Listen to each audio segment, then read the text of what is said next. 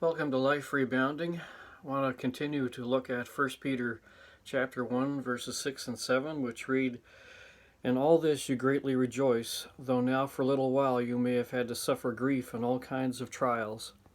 These have come so that the proven genuineness of your faith, of greater worth than gold, which perishes even though refined by fire, may result in praise, glory, and honor when Jesus Christ is revealed." Been thinking about Margaret Silf's comment about where I am, however unchosen by me, and have been filling in the blank a little bit about what that looks like in our own lives. And one of my reflections on this last time was where I am, however unchosen by me, is an opportunity for exploration with Jesus. I want to add another layer to that, and it's this: where I am, however unchosen by me, is where God wants me to be and where I will remain by His grace until I'm ready for whatever is next. Now, I can't complain to have originated that thought. That's loosely framed around a reflection of words from Andrew Murray when he was talking about dealing with suffering. But nonetheless, those are the words that strike me today. Where I am, however unchosen by me, is where God wants me to be, and where I will remain by His grace until I'm ready for whatever is next. Let me just put a little context in that verse from 1 Peter. Peter's writing to a group of people who were in exile because of persecution. They had been forced to flee their homes and their familiar surroundings, the places of worship that they loved, and had to flee to foreign countries to take up life as strangers because of the persecution that broken out against Christians in Judea. As he writes to them, he wants them to understand that where they are doesn't have to be a place that is a pity party, but it can be an opportunity from the Lord. It's very similar to Jeremiah's words to the exiles when they were carried off to Babylon, and they were in the middle of an incredible pity party, feeling sorry for themselves. They were actually being given an opportunity to witness for God by way of the invitations that were given to them by the captors who were saying, "Sing for us the Lord's song. We've heard about your songs of Zion. We'd like to hear some," which was an incredible opportunity to be able to talk about the God of Israel. But their response was in Psalm 137, "How can we sing the Lord's song in a strange land?"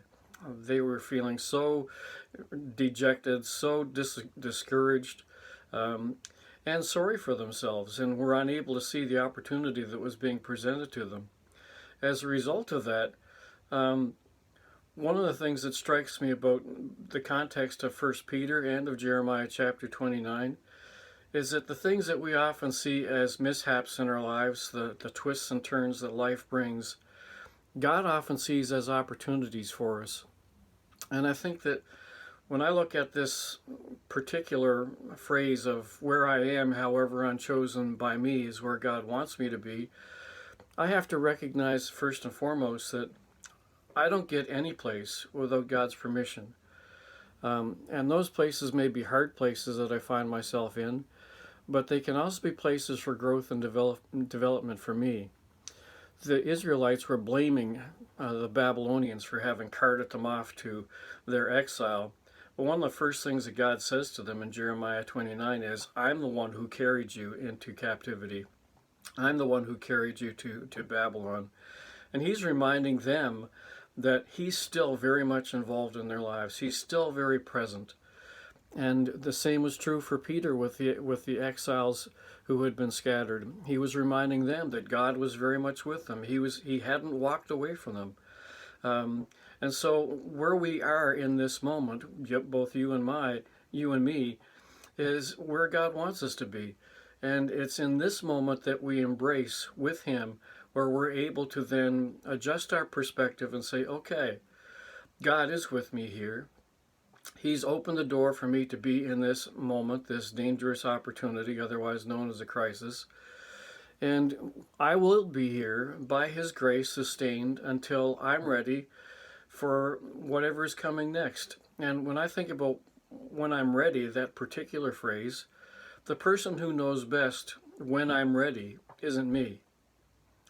I've been through a season where I've been pushing and pushing and pushing on the Lord to open some doors for ministry for me. And my working through all that always has come back to, when the Lord thinks I'm ready, the door will open. And finally, a door has opened, but it's been about a year of complaining and moaning and groaning at the Lord about, I think I'm ready, why don't you think I'm ready?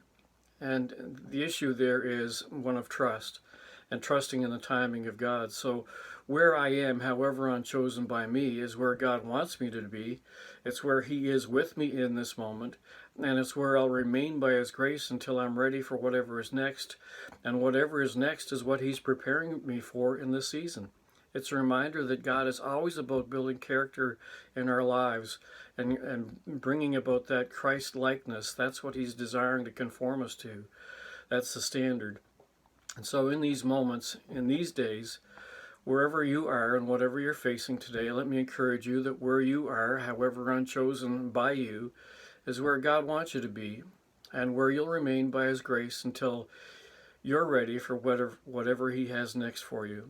And may God give you the grace and the strength to be able to live for Him today in these moments. May God be with you today, and may you grow deeper in your love for Him and a deeper appreciation of His love for you today.